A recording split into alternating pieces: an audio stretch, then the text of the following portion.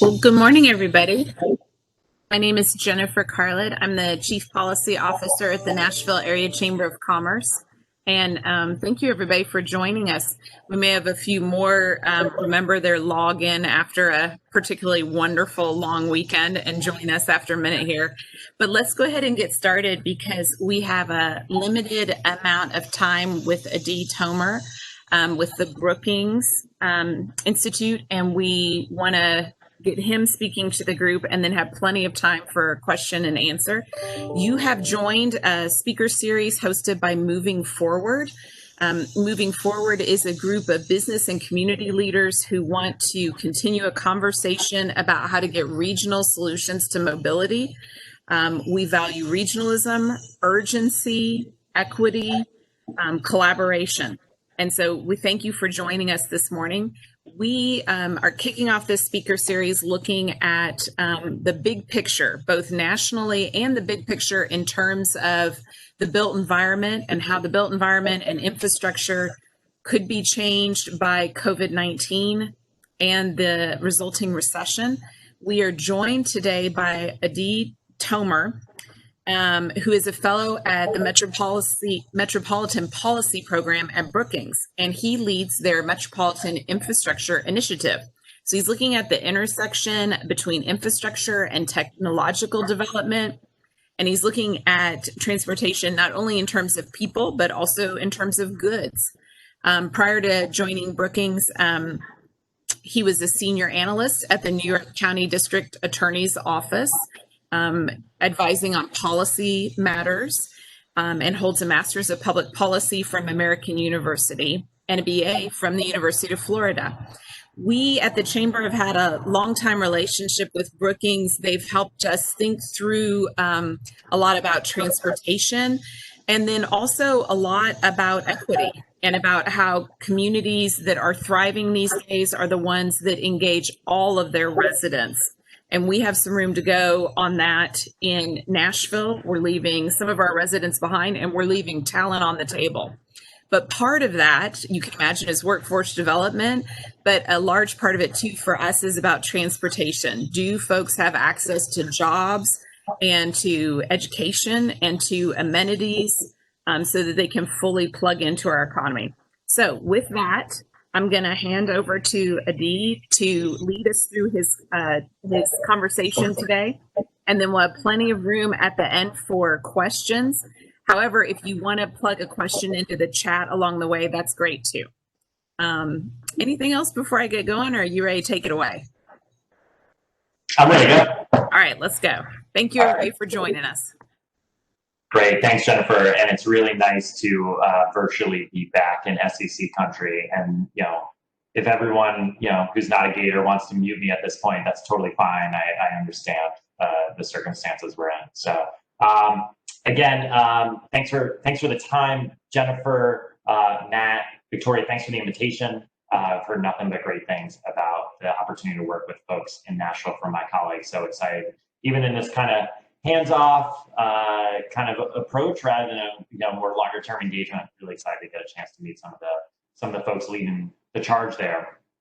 One of the exciting things about talking to folks in places like Nashville, similar to kind of your national peer markets, right, like in Austin or even like a Portland, is this is a great group to talk to.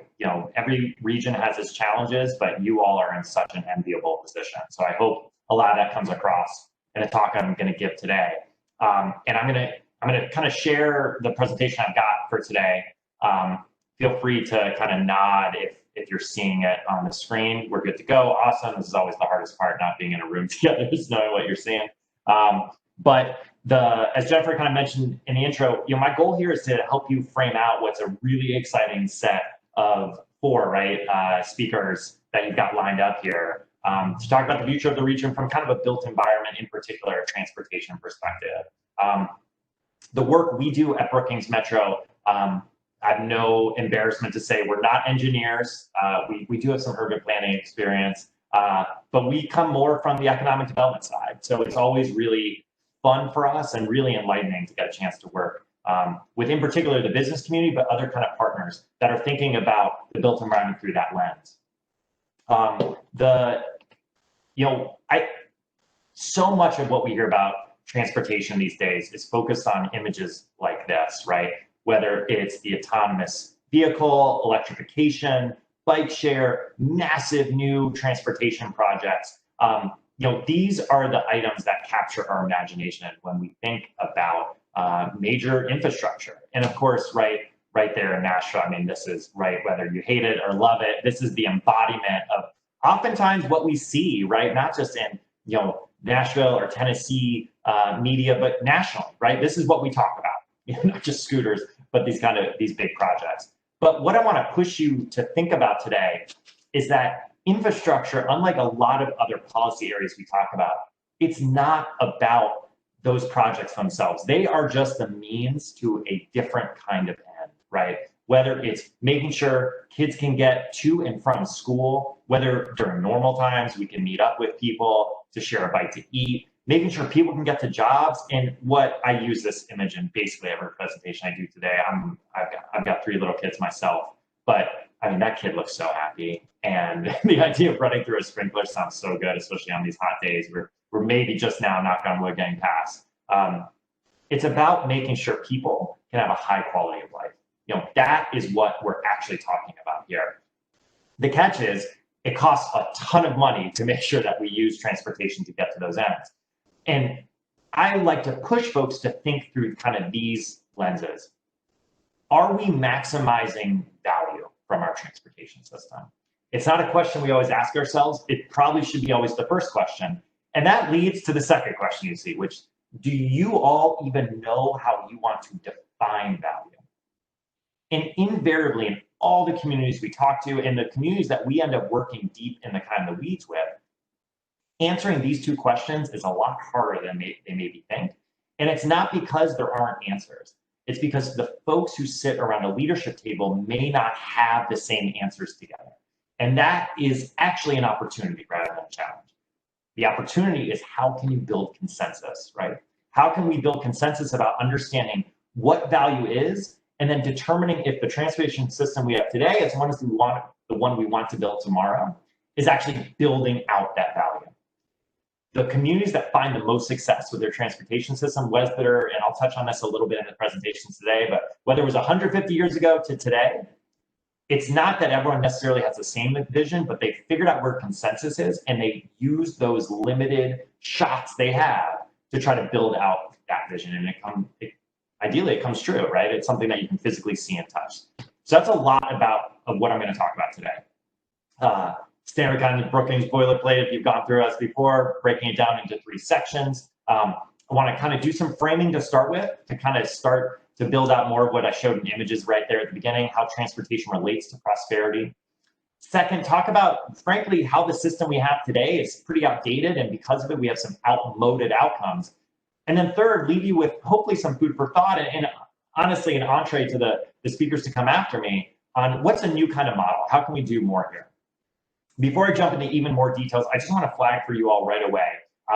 I cannot see the chat while the PowerPoint is in full screen for me, but feel free to unmute, ask a question. I'm happy to take a pause and address things. Otherwise, this will not take the full hour we've got, not even close to it. So if I don't hear from folks, or if you just type them in the chat and Jennifer, Victoria, or Matt don't want to jump in, which is totally okay, I'll get to them at the end too. But either way, I just want to let you know, whatever is more comfortable for you works for me. The good part about this kind of Zoom environment is it's much more informal often than being in a big room together. So let's take advantage of it. So with that said, let's jump into the kind of first section.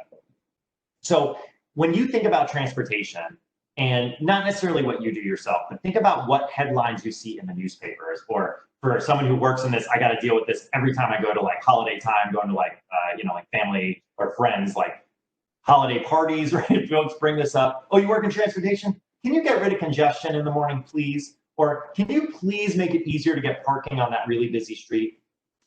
This is invariably what you see on the screen here, is how we frame transportation conversations in every single community in the United States. And there's a various set of reasons for that. Honestly, I think it's more sociological. That's not my lane either, so it's hard for me to understand what goes through anyone's psyche to ask these questions, but I don't blame them. I think it too, right? No one likes sitting in rush hour traffic. And of course, Nashville, you all know this extremely well. This has been a big part of your boom period here, is the changing nature of what a highway commute looks like. But what I want to push you all on to think, at least just for yourselves right now, right, is that this is not the correct framing of the problem. Problem, yes, no one likes sitting in traffic, but solving congestion, making parking easier, that's not actually what we're looking to do in our communities. Think of the most successful metropolitan economy in the country and one of the most successful in the world, New York City. Most folks, especially probably in this call, have had a chance to spend some time there, if not even maybe live there. New York is nothing but congestion, right? All day, every day. Yet somehow it is still so successful. So I would argue eliminating congestion can't be your goal. What your goal needs to be is a broader set of outcomes. So there's some broad outcomes that we actually share no matter what community we're in. Jen talked about it in her introduction, right? I have some experience in doing work in goods trade, not just kind of people movement. One of the most important things we can do in our community is we want to make sure it's competitive. And that means selling goods and services both domestically and globally. Our freight networks, which you see on the left there, move $18.3 trillion worth of goods every year, right? And that's a big reason we actually built that highway system in the first place, was to make sure we can move goods in and around the country into those key ports, both in and out. Of course, on the right, you know that in your experience with this in Nashville in so many good ways, we're trying to build globally competitive industries, which today in the United States means we need advanced services. And even if they employ a relatively small share of workers, they have a very specific tranche of skills that they expect and execution that they do inside their walls to make sure they stay competitive. Now, the inputs that those companies need might be a little bit different than those goods intensive industries, but this is a big part of what we want from our transportation network. We want it to keep our industries competitive. Also, we want to make sure that our community provides a high quality of life for people, right? So one of the things we like to stress to folks on, and that's what you're seeing on the left, is commuting. It's only about 20% of trips in any given metropolitan area. People who are going shopping, they're going to school, or they're kind of personal religious institution. They're just seeing friends. We also want to make sure people can touch nature, right? There's only half of the population are within a half mile of a park. That means you got to drive to get to a place to spend time outside, right? So what this is kind of trying to tell you is, how does our transportation system actually connect people to these key drivers that compose their daily life? We also know that we want a built environment that actually protects our natural environment too. So this is some work that my colleague, Mark Mura, published about over a year ago, I think now. This is a map of the estimated costs that we're going to see from a changing climate over the last 2 decades of this century. So this may sound really far out, but we know that infrastructure we build today will most likely still be in commission at that point. And you can see that not only just in my home state of Florida, but really all over the Southeast is some of the highest expected cost change due to a changing climate. So the question is, are we doing all we can to protect that for those around us? And frankly, our predecessors come in the future. We also know that we want to build a retail-driven economy that can leverage technology. So this is showing you the change in e-commerce sales each year relative to all retail sales. You can see even back during the Great Recession, and of course we're experiencing it now with the resiliency of delivery relative to the just unspeakable almost economic malaise hitting our brick and mortar retail right now. But consistently, e-commerce continues to grow at a significantly faster pace than all other retail. So are we making sure that a built environment can handle that kind of change, right? Whether it's changing parking habits, where we put logistics hubs, different kind of footprints for them, how that works with the zoning code. All of this is critically important going forward. But what it's about is getting people the goods that they need through the platforms that they want to use to acquire them. Finally, if we want to build a built environment that delivers prosperity both for businesses, for people, can protect the natural environment, to do that well, we need to make sure that people put trust in the actors that are executing it. What you see on the screen is one of the most important charts you can find in America today. Over a 13-year period, and by the way, this data is basically held up with Gallup in informal ways that they've been able to to measure it. We don't have the exact same measures, I think, up until 2020. I could be wrong, but imagine, I'm guessing this is still the same today. In just a course of 13 to potentially 16 years here, right, we have seen the absolute destruction of national trust in the federal government. I wanted to say the national government. So really, this is you kind of see this playing out, not just in our national politics, which I don't really want to talk about today, but really in the kind of national media landscape, right? If you're focused on national news, it feels like it is just the sky is falling in terms of trust levels. Yet look at what's happening on that local government level. And frankly, our folks, our friends in places like chambers of commerce, right? They experience this on the good side too, right? The trust and the faith in local government is so much higher. And that's something that can be leveraged from a built environment perspective.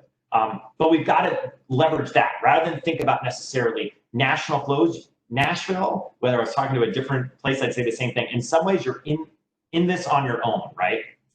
You've got to figure out these solutions on your own that connect with local temperaments, local goals, local vision, right? But if you do that, you actually have better ingredients than trying to necessarily wait for Washington. So that leads to the kind of second section here, right? So the first one's really about broader economic development goals. How do we think about how that flows through our transportation system? Well, let's think about actually where we came from here. We are a country, as you can see on the left to symbolize, a country of small towns and villages, a huge, huge physical footprint. And what we've done was we really used to have just pretty much dirt roads connecting these places, and not that long ago. In the middle, we also have a ton of major cities, Nashville included, right? And what we used to see on those city streets was a absolute either symphony or cacophony, however you want to think about it, of different uses happening all at one time. And then to make those cities work, on the right, what we kind of learned, and not just us, but our peers in Europe and in Eastern Asia, was that we needed to figure out ways to move more people on dense corridors. Otherwise, it just could not work. So these, what used to be elevated train lines, now in many markets are either buried or on street level. These pictures are from over 100 years ago in all of these cases, right? Well, this is what we built today. We have paved and connected every single community across the country at this point. In some cases, we're now bypassing them, or we're building duplicitous connections. We have organized our city streets. I mean, think about the comparison in that middle to that just pretty much like in terms of organization, just chaos theory for our streets. Now it is hyper organized. We've got bike lanes, striping. We've got for the moving cars, we've got bus only lanes. We've got parking, right? The sidewalks are oftentimes wider, sometimes narrower, but they're clearly demarcated. And of course, we've continued to invest in transit by modernizing it, but for the most part, we really downgraded what we invested in it. And you can kind of see that based on the results, right? We have enough highway lane miles to circle the globe multiple times in the United States. We've got more registered motor vehicles than the amount of driving age adults that we have in the country. And while we have a significant amount of transit service miles, as you can see, comparing it to on the left side of the screen, nowhere near does it hold a candle to how much we've invested in highways in particular. And you can kind of see those results when we think about what we see on the ground in given metro markets. So these are national numbers, but you can kind of think about how this plays out in the ground in Nashville. And of course, this is a picture of 3D for downtown Nashville. So starting at the top, working from home, I'm going to go counterclockwise. Working from home part of the day, that rate was 24% according to the Bureau of Labor Statistics. That's before COVID-19. So we know, based on some great work done by some MIT economists, that number is actually, it looks like it's above 50% now, the amount of people who are working from home, even if just temporarily. So that's great, right? We've seen basically work from home is the fastest growing commute mode in the United States for the past decade or so. We take 10.4 billion trips on transit, right? And that sounds like a lot because in some ways it is, right? And it's a vital lifeline for people to get around, especially a ton of essential and frontline essential workers. Micromobility has been exploding, right?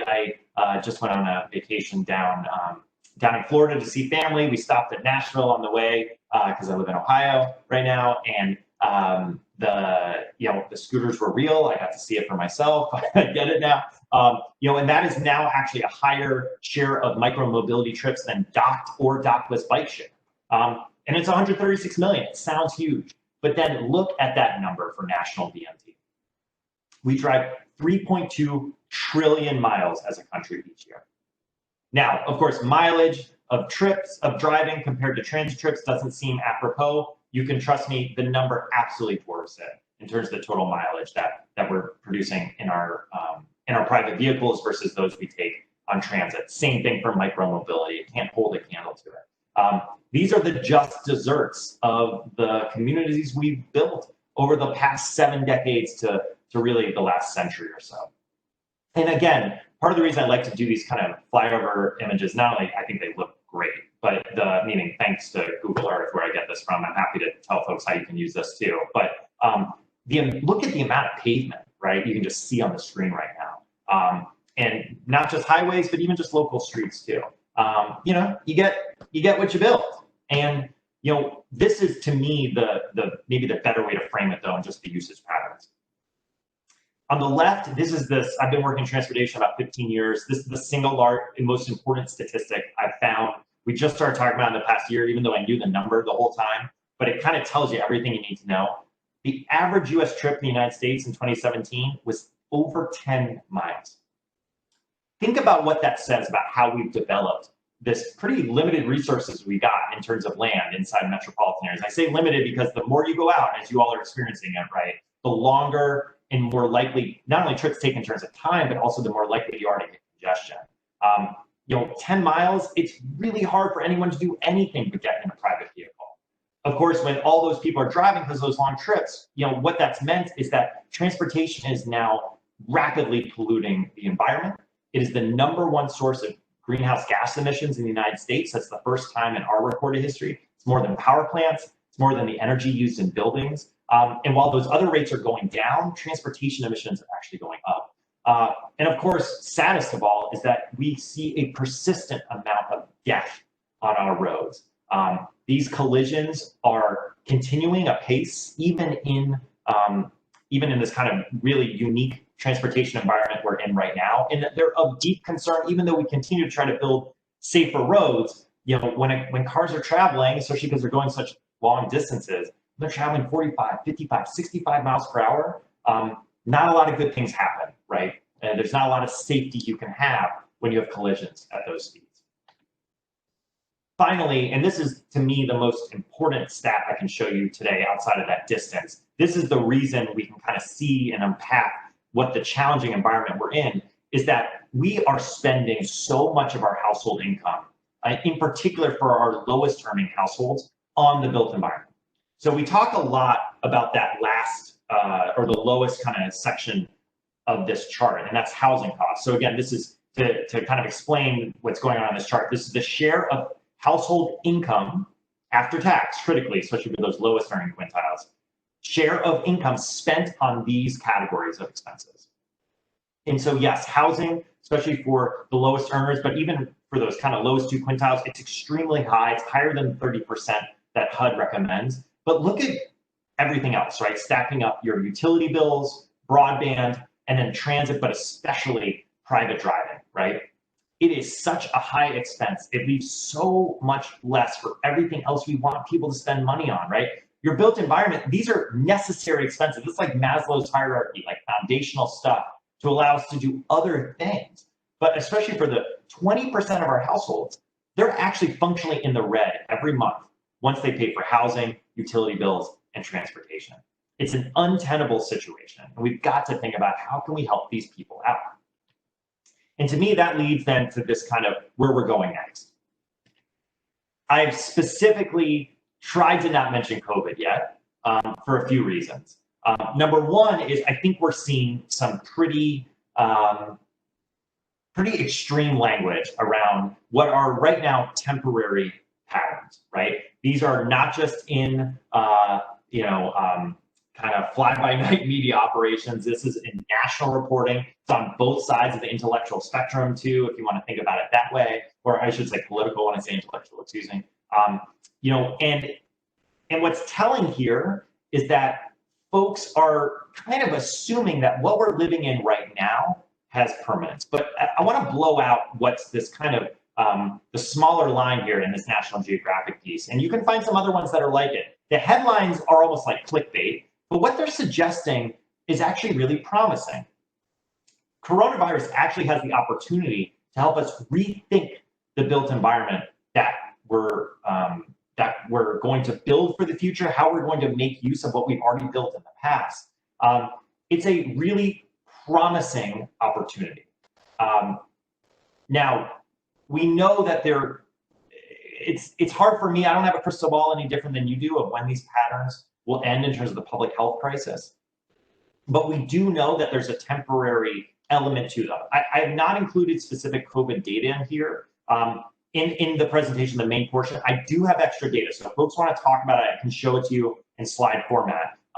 But I want you all, what I want to push you all to think about is what we're going through right now, as hard as it feels when it's so disruptive to, especially if you have school-age children at home, to your careers, to our ability to not see our loved ones, especially our older family members. I mean, it is hard, I get it. But infrastructure is permanent. And what we know of modern human history is that public health crises, thank goodness, are not.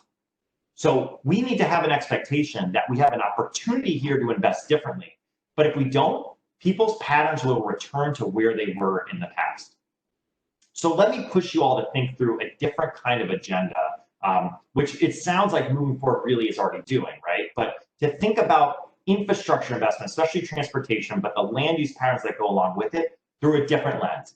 We want to make sure that it looks a lot more like our other economic development strategies that have started to pop up in this kind of inclusive driven era.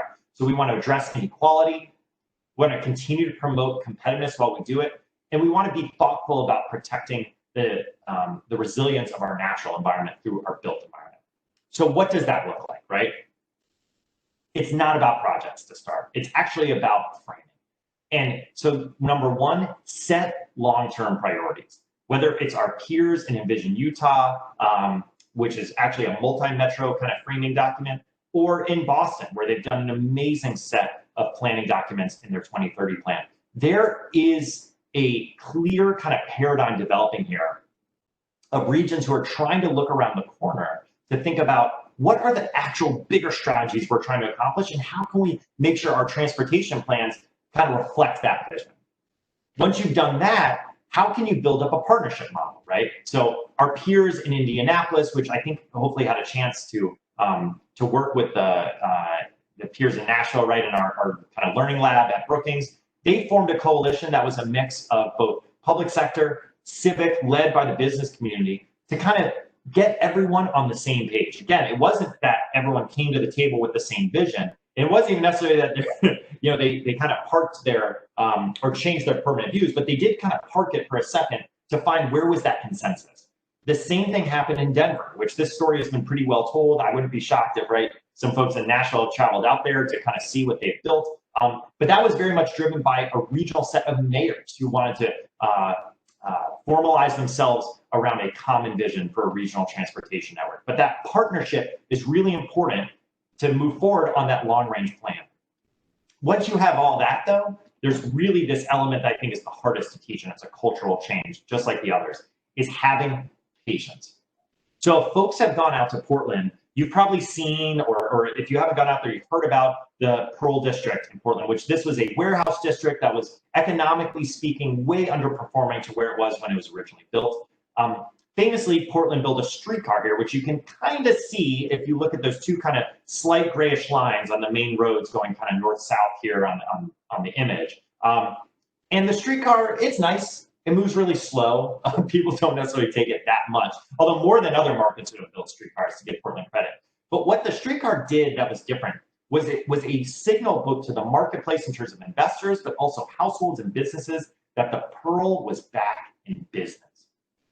And by having those formal transportation investments, what it ended up doing was activating what's now become basically 2 decades of investment, not just in the Pearl, but it's now spread out to neighboring communities too. Let me close with a different way for you to visualize this. So this is Washington, D.C. If you look on the kind of on the bottom, somewhat between, like on the left side, you'll see the ellipse, and the White House is right near where the red and blue lines are crossing. Some of you all may know this metro map from the times you have to go to DC, either to go with family or kind of have a vacation. Maybe it's for business, to meet with folks on the Hill. What you're seeing here, this is looking north, so you can't see Capitol Hill. Would be in the bottom right. But I want to stress that these metro lines, which were built, you can really see how the investment in many places is actually oriented around these stops. But critically, that green line you see in the middle developed new stops, right? And the red line, which these are actually the names of it, right? On the right, runs past Union Station to the north, also opened a new stop and rezoned around an older one. So this footprint that you now see on the screen, this is the redevelopment that has happened in particular in dense ways around these transit stops. This took decades to get done. The Green Line stations didn't even open until the mid to late 1990s.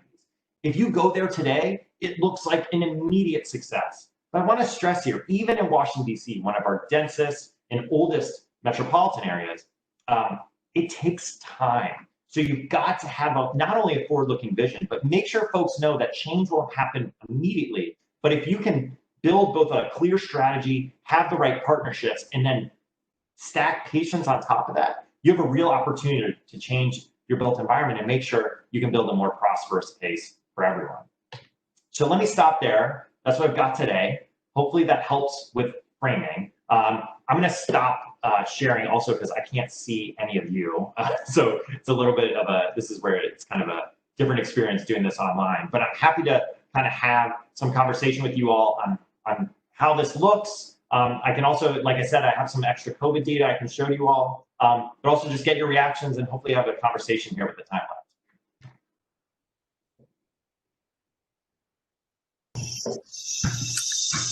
All right, guys. So I have a couple questions I like to ask, but I wanted to open it up to our guests first. Does anybody in the audience have a question that they'd like to pose to Adie?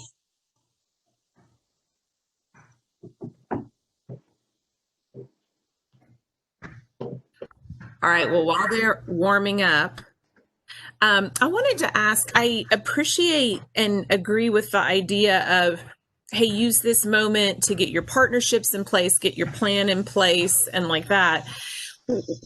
That said, I also don't want to let a good crisis go to waste. What are you seeing in other cities about how they might be thinking differently about mobility, about right-of-way, and like that in this moment where maybe folks could be a little bit more flexible to a pilot project of some sort or another? So that we can kind of rewire our thinking during this moment. Any ideas from other cities? Yeah, for sure. It's a great question, Jen. So the short answer is every let's call it like a public works department, you know, your metropolitan planning organization, they are all looking at pilots right now, and that's clearly in the water in a good way. What's getting the most press is emanating out of Oakland, but it's Oakland, California, which is now spreading to everywhere. It's this idea of either the kind of closed streets or slow streets movement, which existed long before COVID. And frankly, as some of you all probably remember, there may even be an example in Nashville that you can think about. I don't personally know it, right? But where we were closing the streets, especially in the late 1970s through the 1980s, and having these pedestrian plazas. So we have tried this before. Some places it works, some places it doesn't. Frankly, most of the experiments in the 1980s were, I would argue, a little bit ahead of its time. So what we're seeing now is a lot of interest in this, where I think Americans are a little bit more open-minded to learning what works, in particular from our European peers, where they have a more consistent and frankly age-old model of closing certain streets to vehicle traffic, maybe allowing really small vehicles for especially residents to potentially use them at extremely slow speeds. And so those pilots are happening. And while Oakland is getting a lot of credit for it, just to give you all a contrast, I think, right, to frankly the New South, right? I think there's a lot of similarities there. Tampa was actually the first region to really do this at scale. So there is a way to learn from the New South about this. So that's one.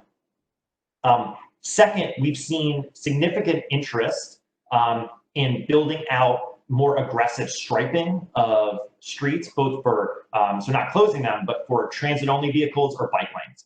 Obviously, as you all probably know, more so maybe from your personal life than anything, right? It is impossible to find a bike right now. The bike industry is one of the weird, in a good way, right? One of the silver linings to all of this, what's mostly been pretty negative economic news. And that's a great sign. People are testing their bikes. So it kind of speaks to the way you frame the question. Well, what a great opportunity to show people, hey, what we know from academic research, so I'm saying this is the legit stuff, is if you put in striping for a bike lane, people feel safer. And when they feel safer, they're more willing to ride their bikes. So there's only so many bikers you're going to attract by having, what's the way to put it? By just like kind of hoping that biking will become more attractive. You really do need to put in that bike infrastructure. The good thing is in new South markets, again, I kind of grew up in one of these, the roads are often so wide. And I don't mean in the amount of lanes necessarily. I'm not talking about like 6-lane, wide avenues. It's actually just because the roads are relatively newer than the East Coast peers and even the parts of the Great Lakes, that you can take a 10-foot lane road down to 8 feet and you actually have a bike lane like ready to go.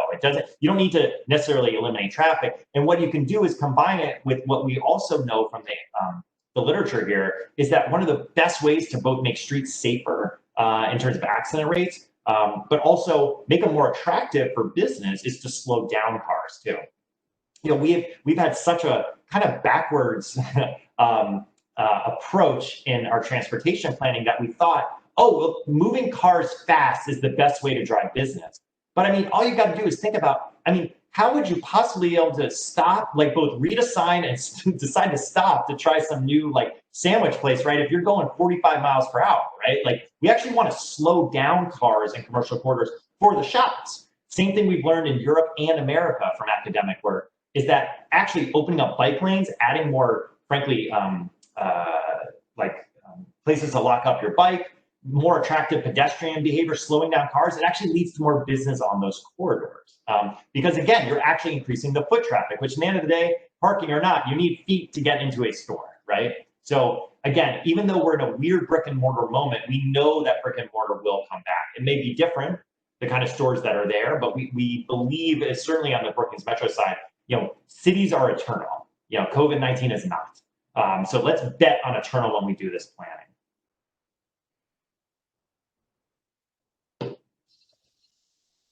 Questions from others?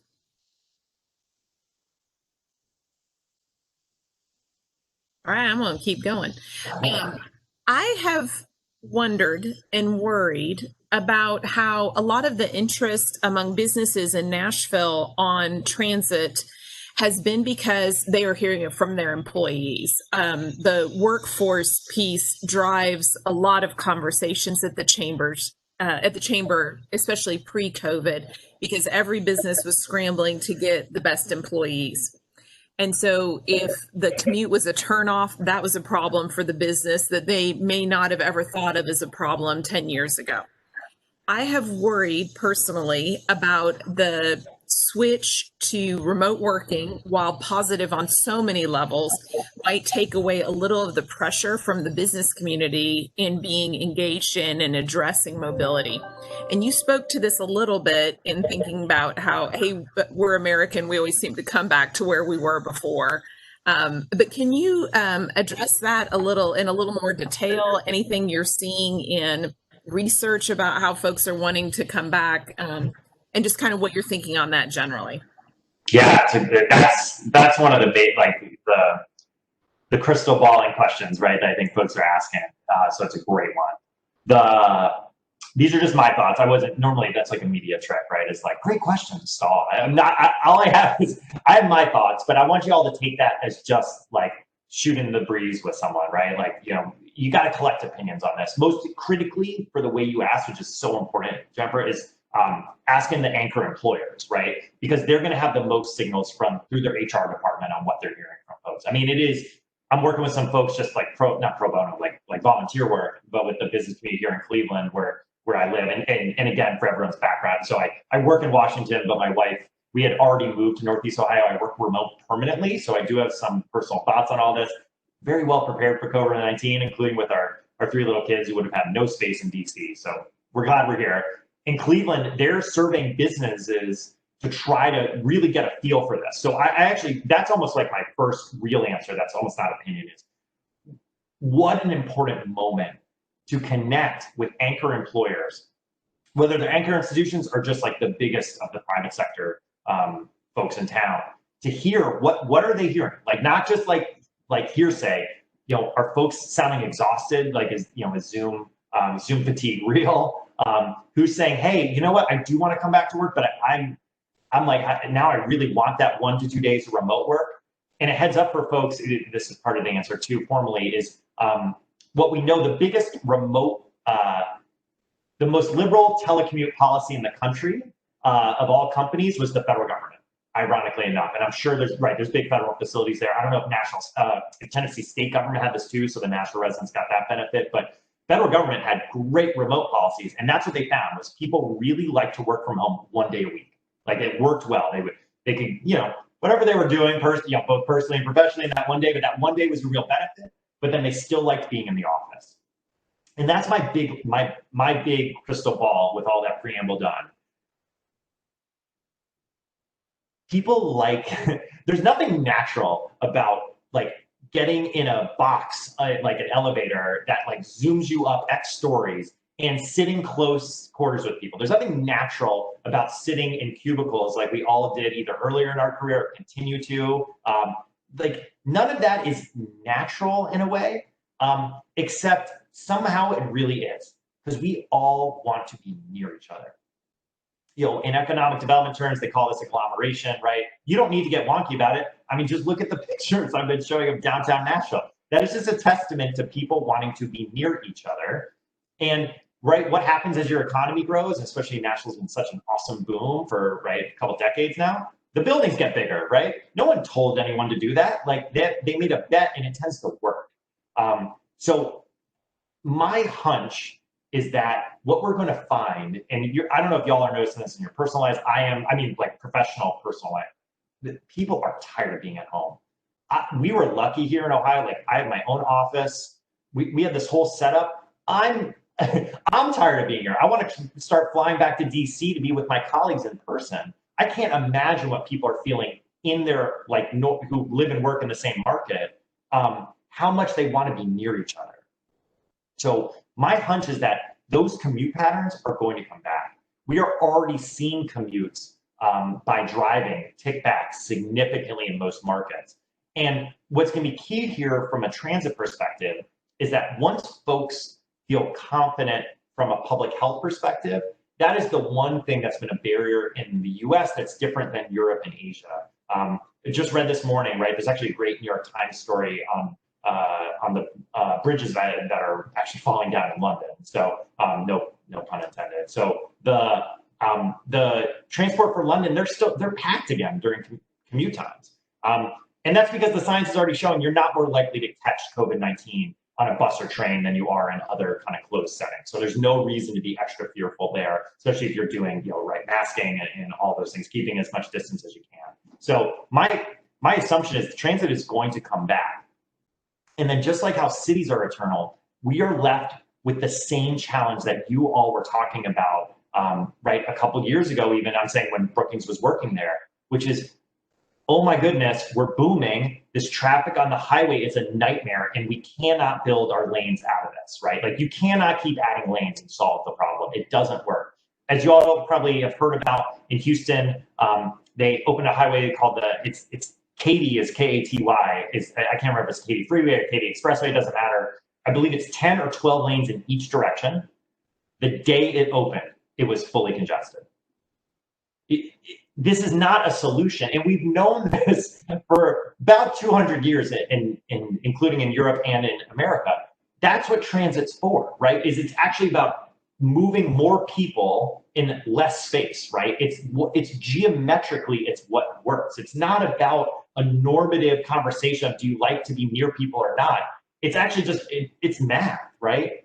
So markets like Nashville, Austin, and you've seen this with your predecessors in Portland. I'll finish with a quick answer on Portland. They have understood that this amazing economic trajectory you're on from that kind of math land use perspective is a nightmare if we keep building the same way. So the question is, how do you get that patience to then execute those long range plans? I don't see anything different because of the COVID moment. If anything, I see that opportunity to test some different things and to try to convince people, hey, we magically got a window here, right, that we're probably not going to get again. Let's hope we don't, right? No one wants a public health and economic crisis. And how do you put that to good use? So to finish with Portland, for folks who spend time there, basically they have this amazing light rail network. It looks great. Once you hit near downtown, it moves like a streetcar, because it basically is a streetcar, moves at about often 5 miles per hour. So even though they have a line that goes, like downtown's the middle here, it goes from the east side where a lot of folks live to the west side where Intel, Nike are, I mean, these are major companies. No one will take it on transit. So Portland has congestion like it's like the size of Houston, especially in the afternoon. And they started to kind of question themselves why. Well, it's pretty clear. They built a transit network that wasn't going to work to actually move across the market, right? It moved way too slow through downtown. And so it was nice if you worked in downtown, there it gets a lot of use, but it wasn't attracting people. So they are for that crosstown work. So what are they doing? They're going to probably build a tunnel. So this is after decades and decades of investment. They realized they actually need to invest more upfront. So think about that New York example, right? Like New York built rail lines past where even Central Park is right now when it was just farmland, right? They saw what they wanted to build and that helped them achieve it. So I would argue, don't just think about your interventions now. Think about, yeah, we're probably going to return to where we were, which is a good thing. Economic boom times, bad, a lot of congestion. We've got to think about what's that market we see in the future and be willing to make a bet on building it. Because if you don't build for that, you're definitely not going to get it. Okay, guys, anybody in the audience want to pitch another question to Adie?